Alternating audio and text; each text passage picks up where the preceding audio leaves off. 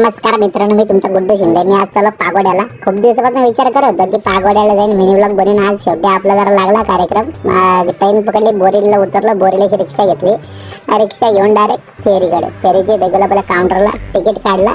Ticket घेऊन direct आपल्या फेरीमध्ये बसायला। बघते एकदा काय येड्यासारखं पाणी, बोट बुडली तर बोला माझे लाकडं बसणार, जाऊ द्या तुम्ही इग्नोर करा। आपली फेरी निघाली, आता आपल्याला डायरेक्ट पागोड्याच्या मेन गेटवर सोडणार। इथं आलो तर इथून तुम्ही पागोड्याच्या छोट्या छोट्या क्लिप आहेत त्या तुम्ही बघा, पहिले बघून घ्या तुम्ही।